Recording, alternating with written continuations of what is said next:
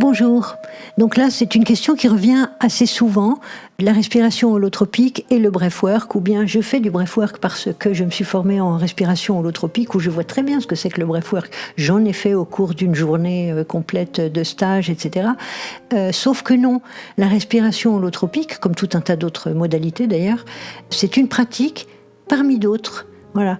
Pour bien comprendre, je vais faire une métaphore. Vous connaissez peut-être ce test de Jean Piaget qu'on fait passer aux enfants. On leur montre un bouquet avec beaucoup de marguerites, 3 ou 4 tulipes, et puis 2 ou 3 roses. Et puis on leur demande, est-ce qu'il y a plus de fleurs ou est-ce qu'il y a plus de marguerites? Et quand un bout de chou n'a pas encore acquis la pensée opératoire concrète, il va répondre, il y a plus de marguerites. Pourquoi? Parce qu'il ne comprend pas encore que les marguerites font partie des fleurs, qu'elles en sont une sous-catégorie.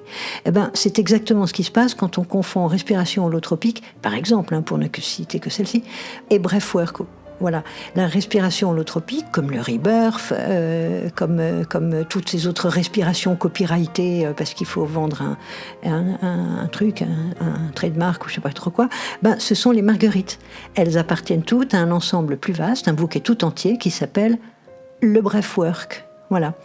Donc, si on veut vraiment aborder le breathwork, c'est un champ entier de pratiques respiratoires qui sont héritées pour la plupart de traditions très anciennes, que Grof et Orr, papa du rebirth, ont su merveilleusement utiliser et qui aujourd'hui composent un bouquet de pratiques, un bouquet qui est riche, qui est varié et d'ailleurs en ce moment qui n'en finit pas de s'épanouir. Et chacune de ces pratiques va avoir ses spécificités, c'est bien d'en connaître plusieurs parce que très souvent on a une formation en breathwork qui en réalité ne vous forme qu'à une seule de ces pratiques.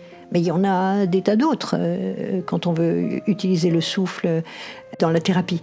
Et donc, évidemment, dans le cadre professionnel du cabinet, en séance individuelle, que ce soit du couple ou aussi du groupe, on ne peut pas pratiquer la respiration holotropique, par exemple. Ça serait hors cadre, ça serait hors dispositif, enfin, ça fonctionnerait pas. Ça ne veut pas dire qu'on ne peut pas organiser des journées de respi holotropique le samedi ou le dimanche.